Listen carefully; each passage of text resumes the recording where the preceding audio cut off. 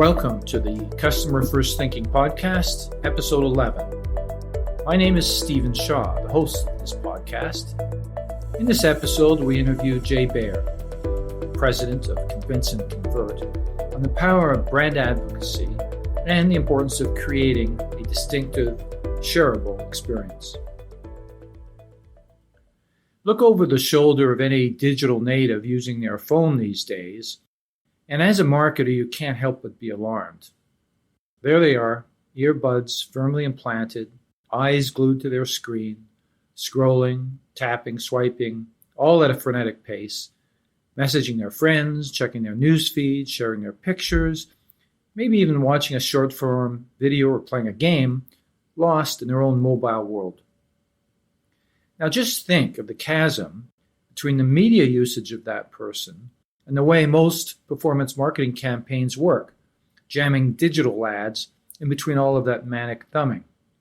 Good luck with that. Which is why marketing, as a discipline, is going through an identity crisis. Just about every marketer is schooled in the practice of sandwich board tactics, shouting out at passing traffic. Marketing has always had one job that takes precedence over everything else, to drive growth.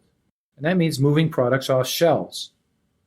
But people's buying behavior has changed so radically due to price transparency, instant access to information, lack of brand trust, endless distractions, shrunken attention spans, ad avoidance, and more, that even CEOs realize their marketing methods are obsolete.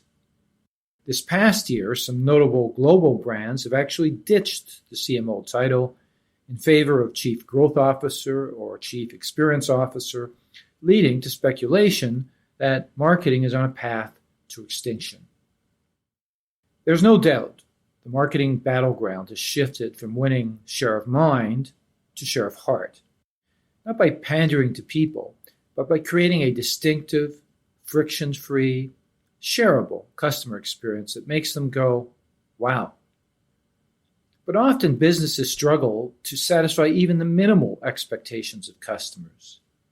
To fix what's wrong takes a willingness to invest in the future, with payback measured in years. And as long as the CMO position remains a revolving door, there's never any continuity. Taking time to climb the NPS ladder by making life easier, convenient, and more enjoyable for customers will never soothe impatient investors. That's why maximizing growth is always the top corporate priority, making customer experience a secondary concern. Jay Baer has an answer to this paradox, something he calls talk triggers. In fact, he's written a book about it, full of case studies of how companies achieved fame by taking simple steps to generate word of mouth through the creation of unique experiences. Another book he wrote, called Utility, argues that companies can only win attention these days by asking, how can we help? And his latest book, Hug Your Haters, shows how to turn customer complaints into opportunity. A key practice area in Jay's consulting business is helping brands design signature experiences that can lift them above the sea of sameness. I started by asking Jay if brand advocacy is the best and easiest pathway to growth. I think it's similar. The way I would look at it, and my co-author Daniel Lemon, is that the best way to grow any business or organization is for the customers or members of that organization to do the growing for you. That we are at a unique inflection point now where we trust each other, perhaps more than ever, and we trust businesses and organizations perhaps less than ever. So if you can encourage or cajole or convince your customers to go out of their way to tell other people about you, that truly is the best and highest form of marketing. And actually, this has always been so, right? It's been true since caveman days. It's just Sure. Along the way, we kind of got seduced by the siren song of advertising and algorithms. And I think now we're starting to see the pendulum swing back the other way because the grass ain't always as green as it appears to be. Right.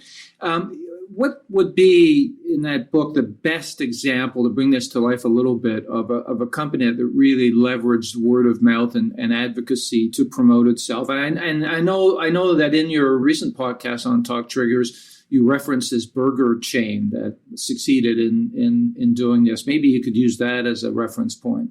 The example that I like the best, because we have real data on it, is DoubleTree Hotels.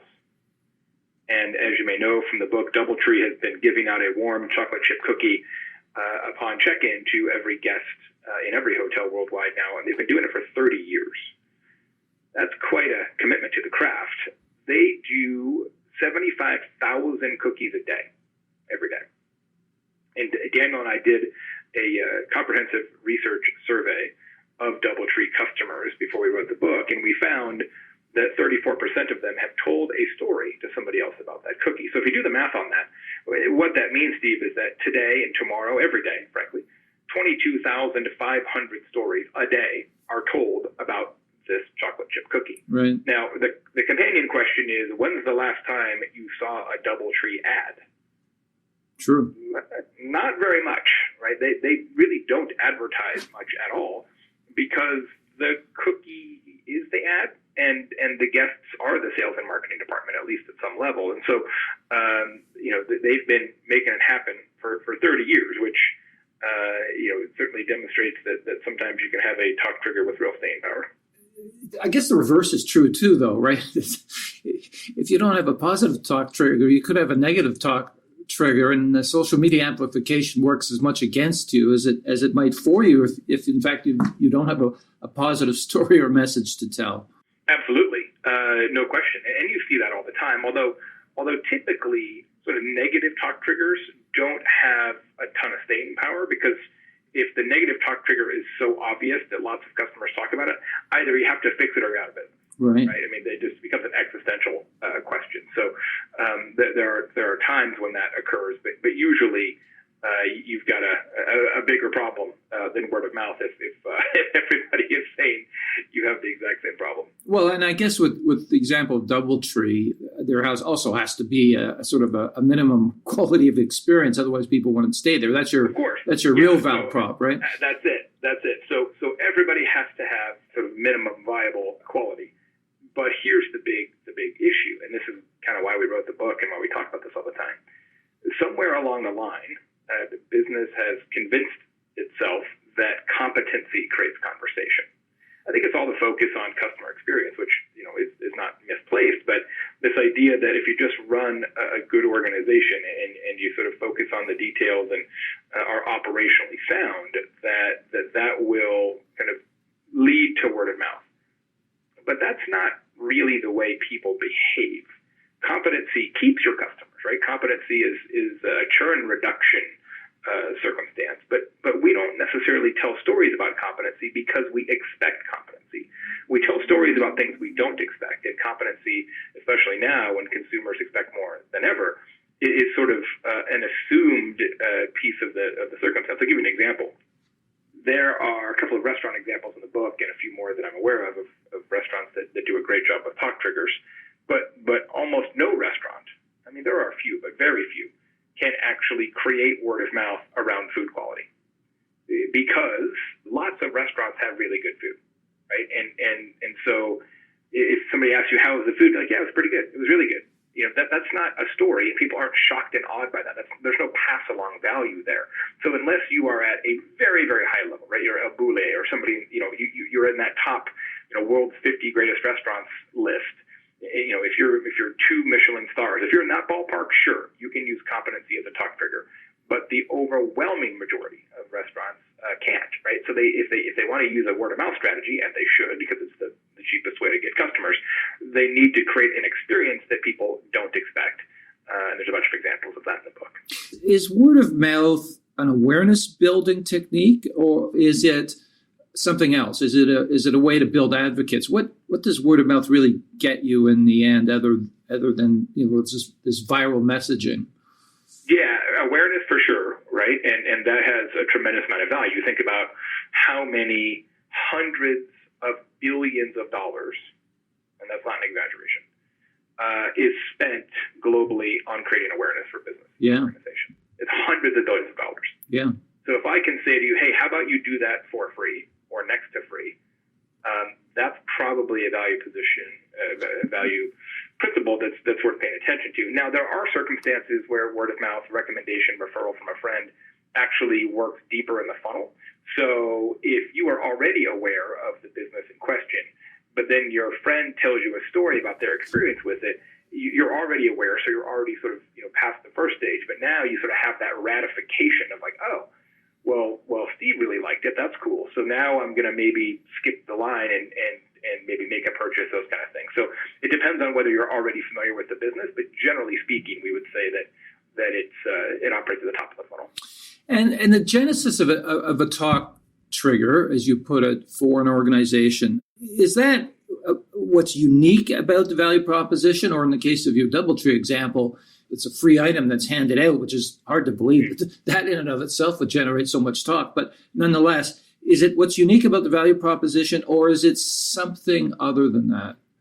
Usually it's something other than that, because a value proposition or a USP is usually a bullet point, right? We are X compared to our competitors. We are faster, we are cheaper, we are nicer, we are kinder, whatever. And that doesn't mean it isn't worth doing it, but typically USPs strike somewhere on that competency scale, right? It's about we are incrementally more competent than the competition at something.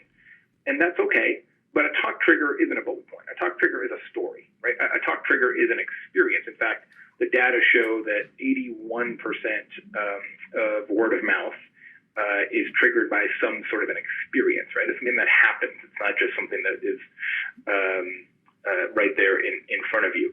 And so when you get a cookie that you didn't expect, or any of the other types of talk triggers that we document in the book and beyond, it breaks your expected pattern. And because it breaks your expected pattern, it becomes a story that you feel compelled to tell somebody else about. So the way we define it on stage is that a talk trigger is an unexpected operational choice that's designed to create conversation. And I think the key part of that, Steve, is that it's an operational choice. Like we say word of mouth marketing all the time, but it's not really marketing, not in the classic sense, right? It's not a price or a promotion or a contest or a coupon or a campaign.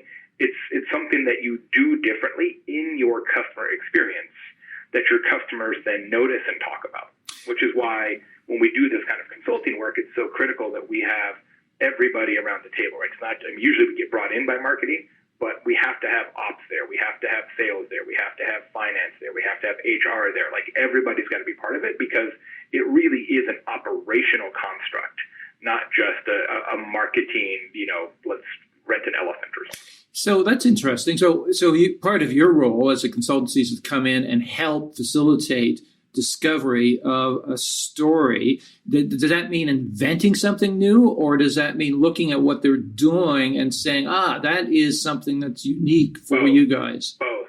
Yeah, both. So we're working with an association right now on a talk trigger strategy, and we use fundamentally the same systems that we talk about in the book. We do a ton of research, so we interview lots of customers and potential customers and lost customers, and then we look for existing chatter about the company or the organization, right? So, what do people notice today, if anything? In some cases, that answer is zero, but in this case, it turns out that this association already has a reputation for being very personalized and very warm and friendly and relevant. And so in this particular circumstance, our responsibility is to take what they already have in their DNA, what is already bubbling up amongst their membership, and then just putting a finer point on it. So how do we craft it so that it is an experience that is repeatable?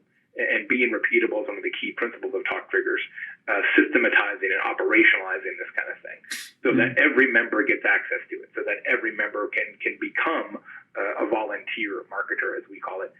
So in this case, we had sort of seeds, and now it's just sort of tending the orchard. In other cases, there really aren't any seeds, and so we have to come up with a talk trigger that not only feels culturally appropriate for that organization, but one that they can actually execute on. And sometimes we have to do it from scratch, and sometimes we're really sculpting clay that already exists, like we are in this one. In those exercises, do you occasionally come up empty and don't have a trigger that you've derived from some of those conversations? In terms of what they have today, sure. We never come up empty in terms of what's possible, because of course, that's what we do, right? So we take the research and we say, the way it works is we have a detailed customer journey map. So we know all the different key inflection points between the company and its customers. And then once we interview a bunch of customers, then we get a sense for what they expect at each of those stages. That's interesting. So what we actually do in the research is we'll say to a customer, hey, when you got a proposal, what did you expect would happen? Like, tell me about how that happened and what you expected, what you remember. And then we just shut up and let them talk.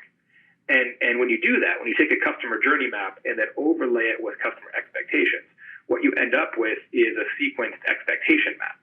We use that expectation map, then apply the key principles of talk triggers to come up with potential experiences at different inflection points that we know will be unexpected. Because see, once you know what people expect, you by definition know what they don't expect.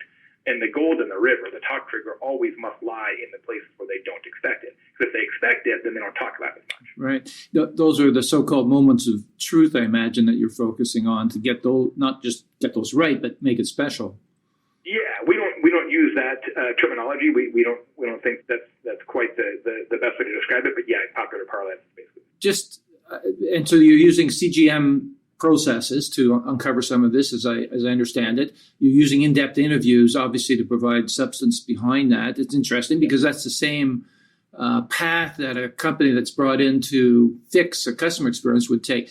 You must yield as much, not quite as much, but you must yield a fair amount of pain points through that exercise. Do you take it on as part of your role there too, to bring that to the surface and explain, well, guys, you've actually got to get this right before that talk trigger is going to work? Sure, unofficially, absolutely, right? We're not setting out to do a customer experience audit and looking for peccadillos, but there's no question that when something surfaces, because we do a fair amount of CX work too, we'll say, hey, by the way, we've discovered that here's some talk triggers ideas, but we probably ought to fix these sort of holes in the boat as well. Yeah. And that takes me to the next question, which is that Forrester does these CX indices across various businesses and categories. And what it's finding is that companies, they call it hitting a CX rut, they call it, which is that they're really plateauing around customer satisfaction, or at least around the Forrester index. They say that these companies can't break out of, quote unquote, a sea of sameness. And their point around this, though, is that because all the underlying technologies are the same today, one app isn't much different from another. So it all seems the same. And it's raised the game for everybody. It's easier to transact, etc. But the fact is that it's really no different from what the other guy's offering. You make the point in your book that a focus on customer experience makes it more difficult to be different. I may be misphrasing that. Is the end game now to create a signature experience? I would say an experience that becomes identifiable with your organization. I would maybe shy away from signature because it's so close to singular and for an example, one of the case studies in the book is the Cheesecake Factory, right? The Cheesecake Factory has an enormous menu. They make all the foods. They make everything, seemingly. That is their talk trigger. We've measured it and tested it extensively. It's actually a meme. There's tweets about it literally every single day. Other restaurants can and do have enormous menus, right? So they are not the only ones. They are the only sort of large chain to do a menu of that size, which is why it's so surprising to guests and patrons. But they're not the only ones. So what we want is to develop an operational element, an experience that becomes really part of how you do business. If it becomes something that other competitors who are very close to you in your category also have, then it loses power for everybody. One of the examples we use a lot is, you may remember, I don't know how many years ago it was now, I probably should look it up. It's probably, 8 or 10 years ago. Westin hotels came out with what they call the heavenly bed. And the idea was that Westin is going to be the best night's sleep you can get, right? So this bed is amazing. This mattress is like made by angels, super nice pillows and sheets and comforters and the whole thing. It's like, look, it's a hotel. Sleeping's a big part of the experience here. So we're going to give you the best sleep by having you the comfiest bed. Good idea. Excellent talk trigger. Prototype talk trigger. Like right down the alley. Perfect idea. Better experience, blah, blah, blah, blah. Well, it was such a good idea, though, that within about 10 minutes, Marriott's like, no, bro, we have a comfy bed, too. And Hyatt's like, no, we partnered with Sleep Number. Now we have a comfy adjustable bed, right? So everybody jumped on this same thing, because they didn't want them to run away with it. And now nobody can claim that, right? Now it's a talk trigger for nobody. Nobody's allowed to sort of make that happen because everybody jumped in. And that happens on occasion. It happens a lot, but it happens on occasion. There's a couple ways that a talk trigger will have to be changed or discontinued. One is if your competition mimics it, and the second is if the world changes around you. So you may remember that Enterprise Rent-A-Car had famously a talk trigger, which was, we'll pick you up. Sure. For many years. They were the only ones to do it. Avis won't pick you up. Hertz won't pick you up. Budget won't pick you up. Nobody will pick you up. They'll pick you up, drop you off, bring you the car, the whole deal. That was a great talk trigger. Again, perfect execution of what we're talking about here. It's an experience that they own. People didn't expect it. They talked about it. Great one. Had it for 20 years until Uber. So now I can press a button on my phone and I can get anybody to pick me up at any time. Like, why do I need like the weird rental car kid to pick me up? Like, that's bizarre. Like, but I don't need that. And so they had to change it. And now they don't talk about that much anymore because it's no longer noteworthy. So sometimes that happens too, right? The world changes, customer expectations change, et cetera. But that's why when we go through the actual strategy process, we always identify more than one potential trigger. And we always test talk triggers before we operationalize them. So we segment the audience and we do a control group plus a group that has access to the trigger. We measure the talkability of each, and then if we hit certain thresholds, then we know it's talkable enough, and we roll it out to the whole enterprise. But we always keep some other ideas in reserve in case competition matches it, we get sick of it, something else happens, we got to go back to the drawing board. We always have a drawing board. It's interesting because we're just talking now to a QSR here in Toronto, and they're in the pizza business. And I had a conversation the other day with the head of loyalty and digital marketing there, and I asked her who her toughest competition was because, obviously that business, lots of competition these days. And she said Uber Eats, which is interesting. Yeah, of course.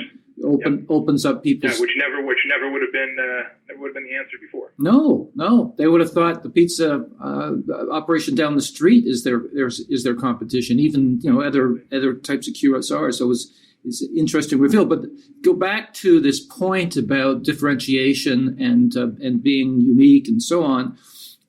I guess today with technology the way it is, I just wonder if differentiation even can be the goal anymore for some of the reasons you were describing, mimicking of what you're doing. And yeah, it might set you apart a little. You might buy some time and some market share, but look at the pivot Apple's just taken. How different really is the iPhone today? And so we live in this world of infinite choice.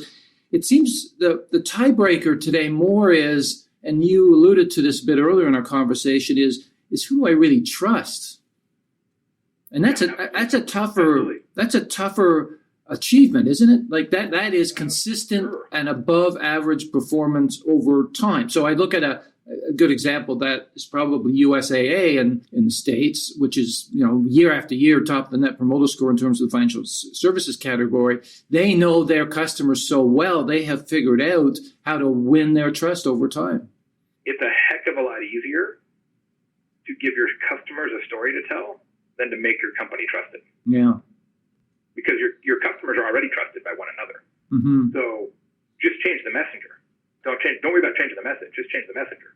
Everybody knows that word of mouth is important, but nobody has an actual strategy for it. Fewer than 1% of all companies have an actual defined word of mouth strategy, which is crazy, right? And you think about, okay, word of mouth is so impactful in every industry. Nobody's going to argue that point. Word of mouth has been around since cavemen, and yet here we are, and fewer than 1% have an actual strategy. Yeah. It's really hard to fathom, right? It's like we just assume that if we're competent, that customers will tell that story, and that therefore to do more than that. We have to start doing word of mouth on purpose, because right now everybody's doing word of mouth on accident, and it's too important to leave it to chance. Well, and we're going to talk about this a little bit later on. Marketing is still operating largely out of reflex, and so money continues, as you were alluding to earlier, being pumped into advertising, just more of it's going digital. We're going to talk about that, I hope, a little bit later on, too. I do want to reference your other very prescient book, Utility, which, as I said, I quite enjoyed. I love this phrase you use in the book, that there's only two ways companies can break through all of this clutter out there, and that's be amazing or be useful. And this idea of marketing as a service has really taken hold, that marketing's job is to deliver value. So the downside, and I think you talk about this in the book, is, and it's increasingly so, is this glut of content. It's information overload. It's increasingly now an attention deficit. So is the goal now, and your book was written a number of years ago, is the goal now to be, to use this phrase, amazingly useful? Yeah, sure. I would say talkably useful, to kind of combine the theses of two different books. Useful enough that people actually notice it, which is probably a higher bar to clear than it was when I wrote Utility, because many companies have gravitated toward usefulness as at least part of their marketing initiatives. And so you have to kind of raise the bar a little bit in that regard. Be even more useful, be even more thoughtful and relevant about what your customers, potential customers actually do, et cetera. But what's funny is as competition gets even more intense and the ways that consumers can access information about businesses continue to proliferate, this idea of usefulness as a sort of rallying cry and a core component of what you're trying to do, I think is perhaps more relevant and effective than ever. Yeah, absolutely. The idea of that finding a way to deliver value with every interaction becomes the job of the marketer. Indeed. And what's funny, though, is that we're living in this programmatic algorithmic environment, right, which really strikes a chord that is quite opposite from that. Yes. Right? It's like, hey, let's just let the robots do the work, and here's my credit card, and they'll figure it out for me.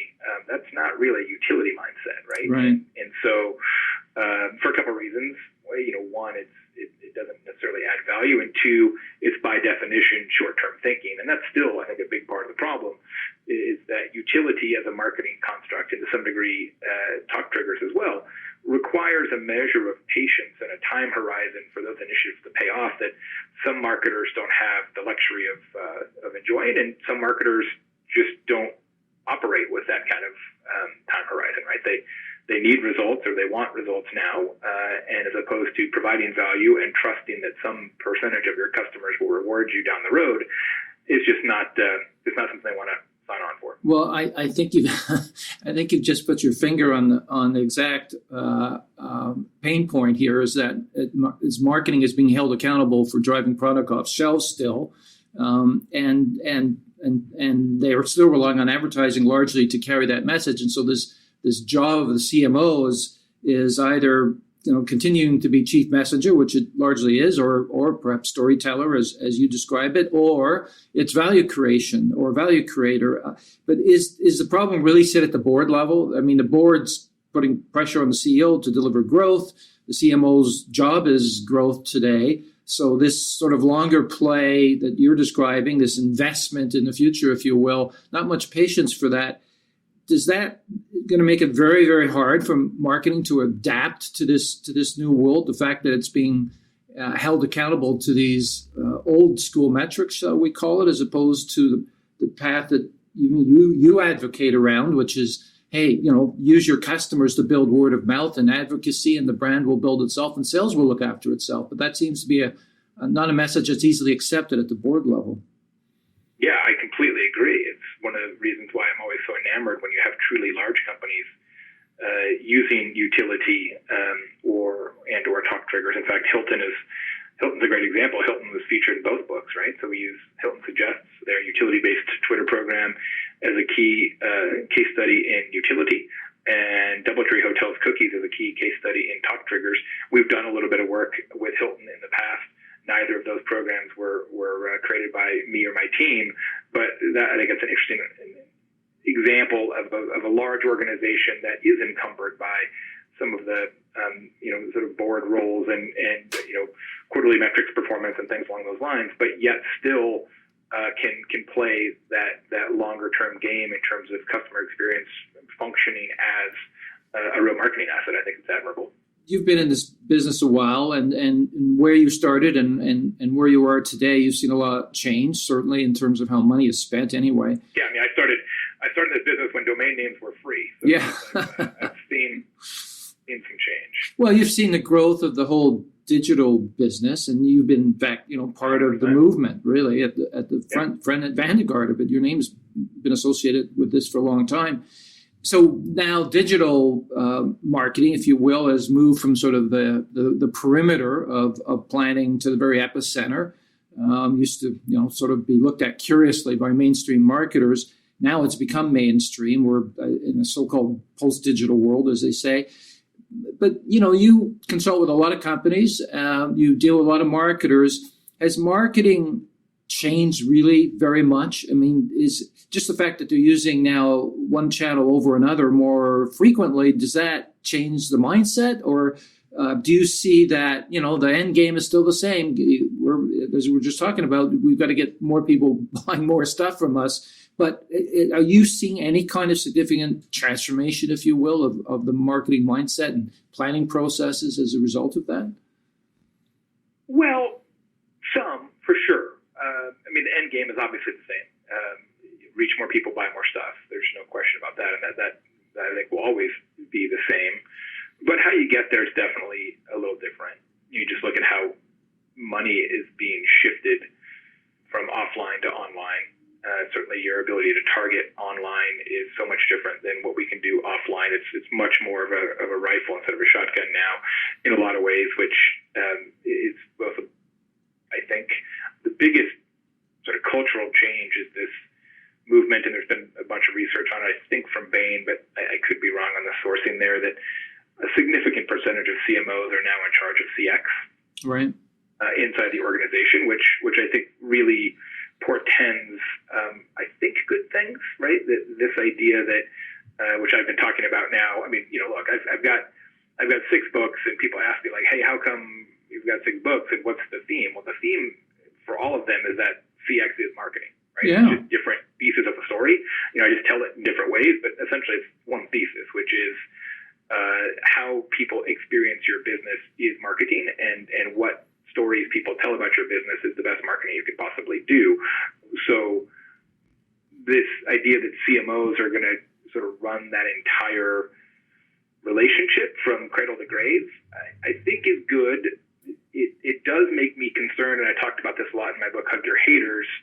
It putting a CMO in charge of customer service, which obviously is a significant part of the customer experience story post-purchase, that always makes me a little nervous.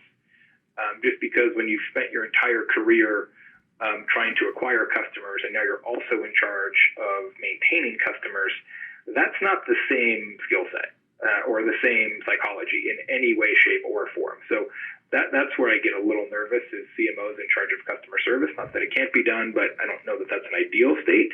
But this idea that more and more businesses at all sizes and levels, and we see it every day in our consulting firm, are starting to think about customer relationships holistically instead of as a series of campaigns. I think that's ultimately good news. But I think it's still early days. People are trying to get their arms around this, and what's challenging, as you pointed out a minute ago, you get it kind of figured out, and you've got a good team of people and a good philosophy, and we're thinking about CX and marketing holistically, and and maybe we're doing some utility stuff, whatever, and then the CMO changes, right? And it's like, oh shit, now we got to start over again. We got different people, different agencies involved, and it's just we're unscrambling omelets a lot because of the nature of, I think, personnel turnover in marketing departments. So heavy that it messes it up. But you've raised a really interesting point here, and that is there's who owns the experience, which is, you make a good point about one being more operational in nature and one being more about how do we tell the story of our organization. But I want to it has to ladder up to something.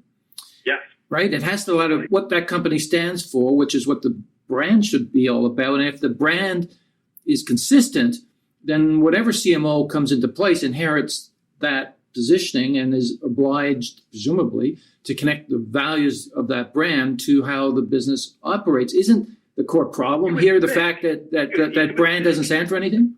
I don't know that I would say that the issue that the brand doesn't stand for anything. In my experience, it is very common for the C-suite, CMO, Chief Customer Experience Officer, if there is such a thing, CEO, COO, to want to put their own interpretation on the brand. And that doesn't necessarily mean that fundamental values change, but how that brand is experienced in the marketplace tends to change. And same reason why CMO always wants to hire their own agencies, right? Because they got the guys that they're comfortable with. And I see it a lot that the brand doesn't necessarily live past its existing proponents, and that can cause some confusion amongst the customers as well. Absolutely, but what the phenomenon that I think you were talking about earlier is this revolving chair of CMOs every 2 or 3 years, Yep. and he comes in with his own ideas, as you put it, about what the brand should be. But isn't the whole point of this that the brand should capture the essence of the value that or why the brand is important to people's lives, and if it's important one day, it's unimportant another day. Agreed. Absolutely. And that's one of the things that's important about talk triggers. And one of the 4 R's that we talk about is that it has to be relevant, right? That a talk trigger that doesn't make sense contextually typically doesn't work very well. This isn't just sort of a PR stunt. It has to be congruent to the customers, right? So if you go back to the DoubleTree cookie idea, I think it's 14 is the number. Don't quote me on that, but I think it's 14 different brands in the Hilton portfolio now. You've got the Conrad, you got the regular Hilton, you got DoubleTree, you got Hilton Garden Inn, you got whatever, lots of them. They each have their own brand positioning, of course, because they want to avoid as much as possible competing for the same traveler. That's pretty inefficient from a corporate standpoint. So they're all trying to kind of play their own game. Hilton's brand, according to their CMO, who we interviewed for the book, is the warm welcome. That's their thing. They want to own that 7 or 8 minutes from when you set foot in the hotel until you set foot in your room. They want to be really good at that. And consequently, they put more time, money, effort into lobby design than most hotels at that price point. And they put more time, money, effort into front desk clerk training than most hotels at that price point. And the cookie ceremony is a big part of that, because it's not just a pile of cookies on a counter. They have an oven in every hotel, and they take a cookie out of the oven, put it in a bag, and then hand it to you. It has to be a hand-to-hand pass. That's brand standard. So the brand positioning is the warm welcome. You get a warm chocolate chip cookie. It all makes sense, right? If it was brand positioning is the warm welcome, and you get like a rabbit to pet for the 3 days that you're there or something, like that would be talkable, but it would be so weird and incongruous that it would probably raise more questions than it answers. So I completely agree that making the brand feel consistent enough and evocative enough in all channels that it doesn't matter who the CMO is absolutely a great goal. Unfortunately, it's not always the case, though. But also speaks to this other issue is that the surveys certainly I've seen is that, frankly, if most brands disappeared, no one would miss them. And the true test of a great brand is if you would miss it, if it's something taken out of your life. And a lot of people, when you ask that question, for example, will say, oh, I love Netflix and I can't live without Netflix. Well, we're seeing it's starting to happen with streaming services. Yeah. And maybe you could. I said the other way. We used to say I love cable television. I can't live without it. Sure. Yeah, well, it's still hard to imagine living without Google today. I'm going to switch gears a little bit. I want to take this even further afield, if you don't mind. And that's what's going on in China today, which is quite fascinating. People, they leapfrogged the PC era and went right to phones, and people there spend, I think now I read the other day, twice as much on their phones as North Americans do. And it's interesting, marketing's been forced or taken the lead, whatever viewpoint you want. But the fact is that marketing is practiced very differently in China. You've got sort of the whole bat thing going on where these massive platforms are creating opportunities for engagement and engagement across multiple platforms.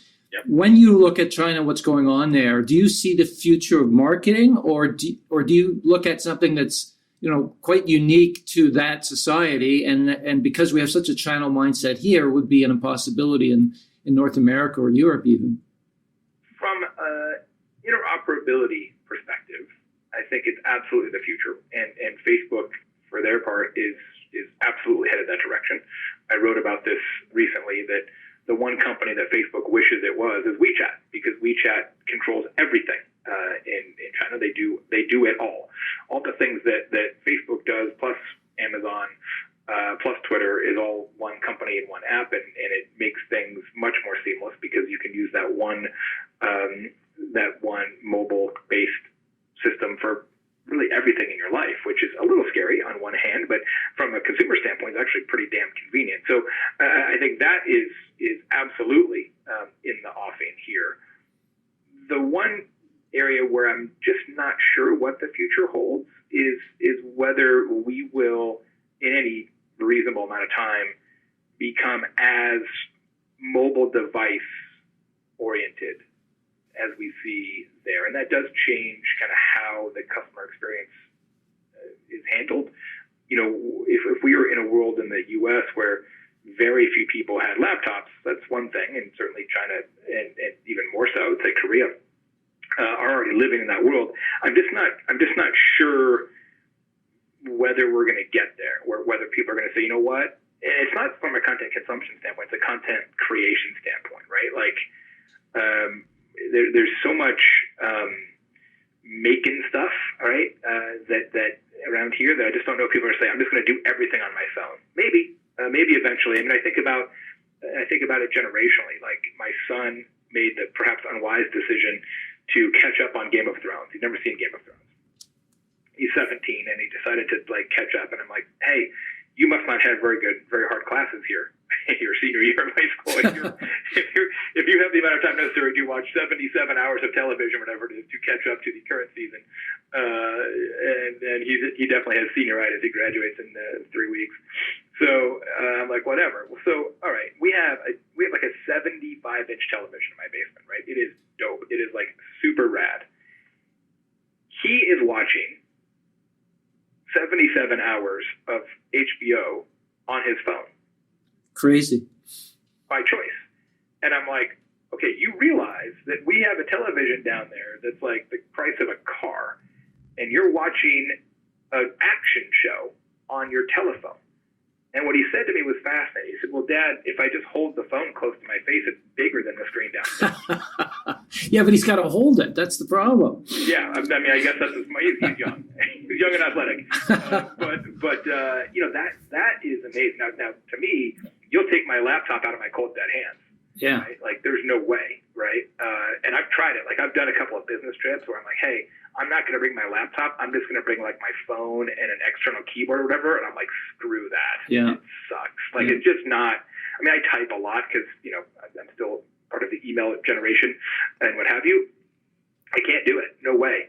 But you think about, fast forward 10 years, maybe that's where we head. I don't know. Well, I think in China, the phone's a utility. I mean, it's used for payments, right? It's just, everything. You can't live without one, frankly, there.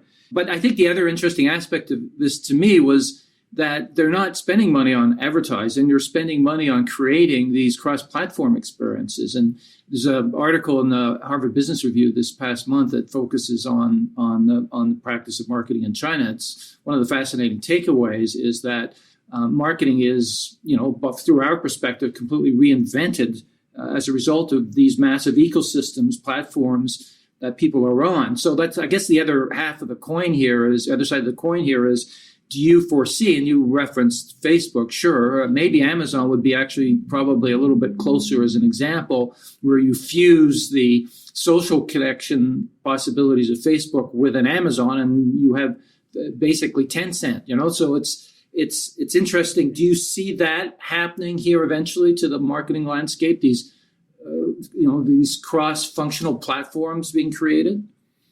Absolutely, yeah, no question.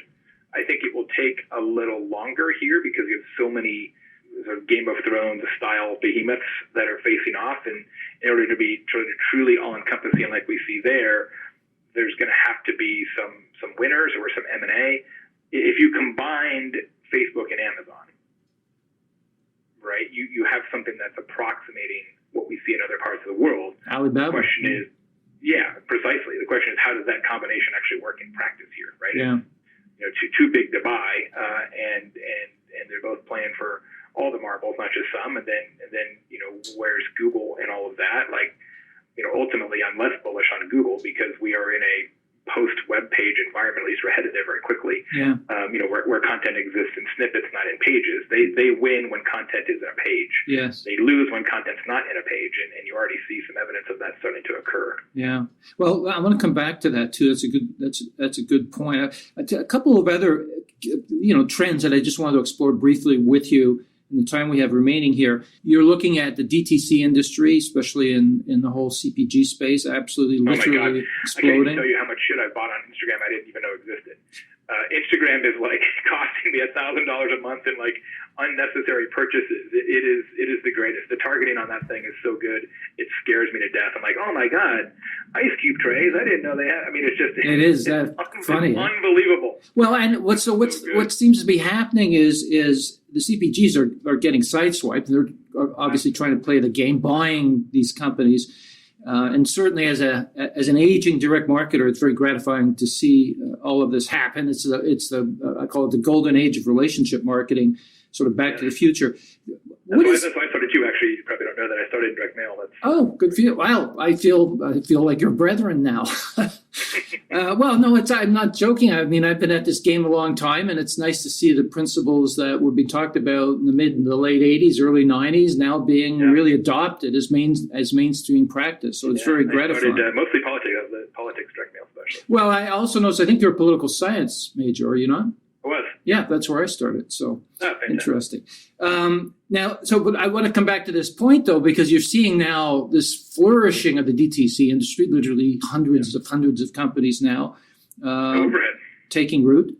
Do you see that? What do you make of that? Like, not just in terms of how it suddenly occurred and accelerated with such speed, but really what that portends for the future of business. So what do you extract from this trend that we're seeing? It's the same trend we saw on the content side, now just applied to the product side, right? So it wasn't that long ago that you couldn't create a newspaper, right? You couldn't create a television station, right? There were 3 TV stations, and there were a few newspapers that really mattered, and there were a certain number of radio stations. And now there's 600,000 podcasts.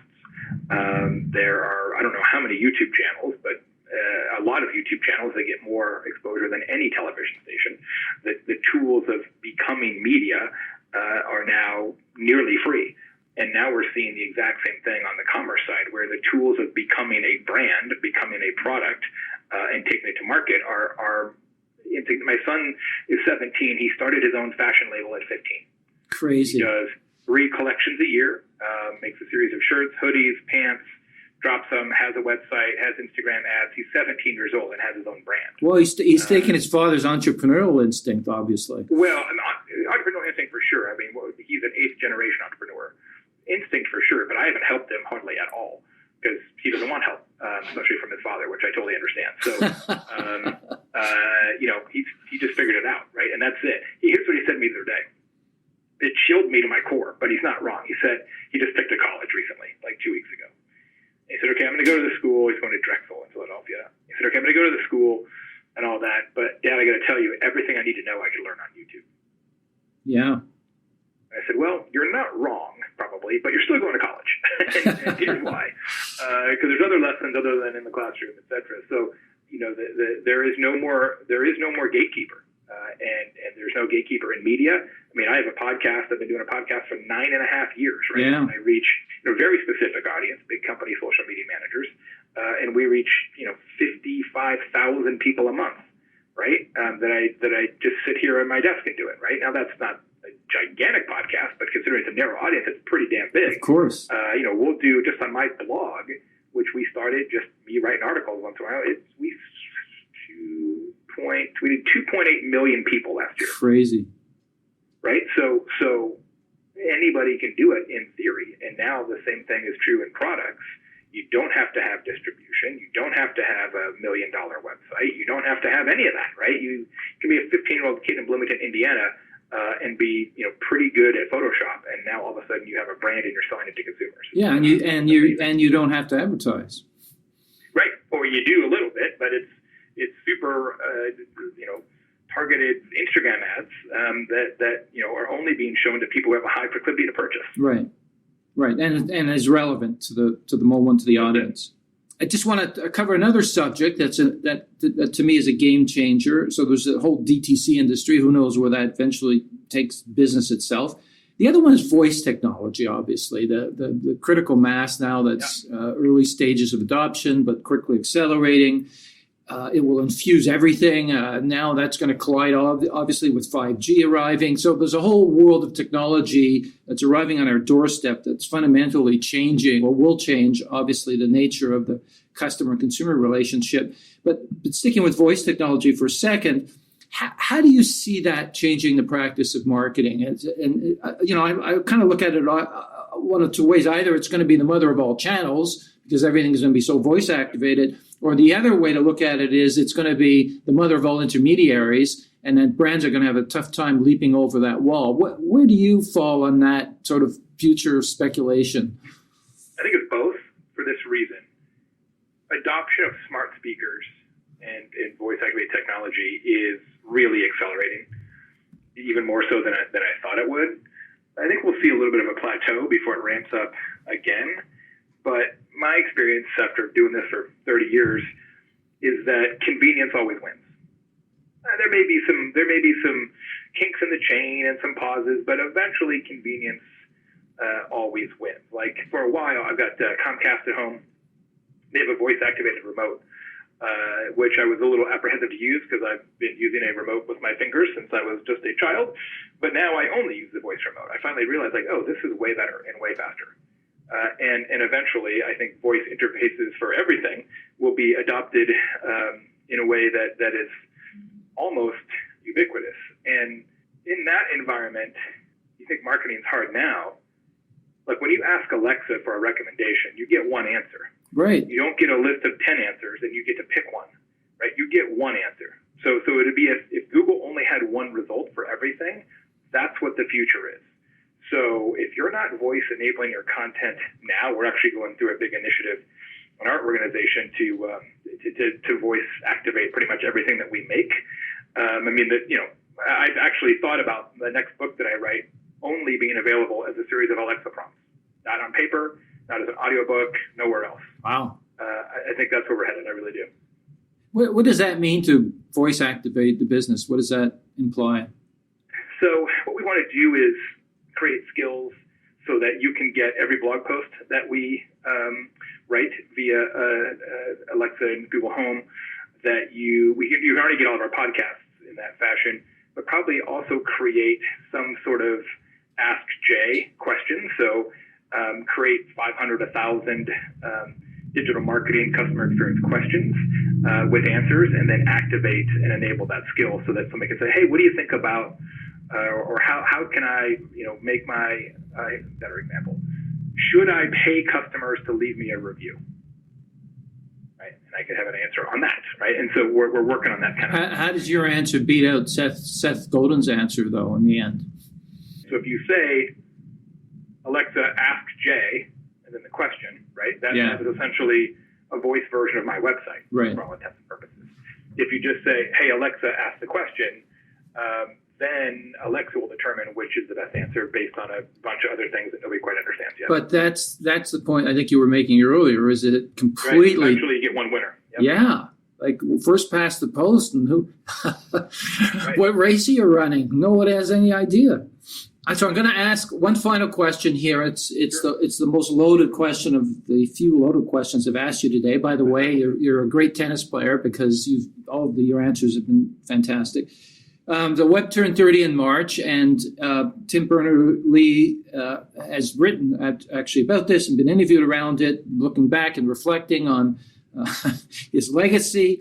And he looks out at this, shall we call it, a wreckage, and he says, quote unquote, a backlash is coming. So this is the inventor of the web saying he's not happy with the child he produced. Kids had turned out to be a juvenile delinquent in some cases. I'm kidding, obviously, but is this is the free and now model, which really led the web to explode, was that just inherently flawed from the beginning? Is digital advertising, as I've heard it referred to, the original sin here? And recently, former Unilever CMO Keith Weed says we're in a trust or bust moment today. What's your perspective on the state of the internet and where we're going with things? I think we're definitely seeing some signs of fatigue, right? Facebook's usage is actually going down in the U.S., especially amongst young people, but there's obviously a tremendous amount of chatter and ennui about kind of the state of things, and people are sort of realizing that they are in fact the product. But again, convenience always wins. So sure, you can have a backlash, but that backlash is just a bunch of people bitching unless there's an alternative. Right. And I'm not certain what the alternative is, right? We're going to go, everybody's going to get print newspapers again. Everybody wants things more expensive and slower. Like, I get it. Or paywalls. Yeah. And now, I do think on the paywall side, you look at something like The Athletic, right, which I'm a loyal subscriber to, and it sucks that they're, essentially strategically killing off the sports departments of every major U.S. newspaper. Yeah. But, and as a former journalist of major, that is sad, but it's a better mousetrap, unimpeachably, right? Yes. I get news from every team, including my teams, for $5 a month or whatever it costs me. I think that's right. That is well worth it. Yeah. Which is why they are being successful, right? So, on the content side, I do feel like paywalls are at the point now where people are like, yeah, you know what, I'll pay for something that's worthwhile. And that's particularly true in the research that we've done and others with millennials and Gen Z. They do not feel like everything should be free or needs to be free. They'll pay for quality, right? And so from the content side, I think that's probably good news. Well, who can say exactly, but I've really enjoyed the hour with you, Jay. As I fully expected, it's been really a fascinating conversation. So thanks. I appreciate your time. It's a lot of fun. All right. Thank you very much. Take care. Bye-bye. That concludes our interview with Jay Baer. As we learned, in an age when people's expectations have soared thanks to technology, the stories they like to tell are about the unexpected. Even the smallest gesture, like a hotel handing out a fresh-baked chocolate cookie at checkout, can make a lasting impression on customers. That customer is compelled to talk about that experience because it made them feel special, or acknowledged, or delighted, or comforted. Word of mouth is, and always will be, the best way to grow a business. You can find past episodes of this podcast on customerfirstthinking.ca, where you'll also find blogs, articles, strategic frameworks, video, and more on the transformation of marketing. In closing, a big shout out to Justin Eacock for his contribution in making this podcast happen. Until next time, thanks for listening.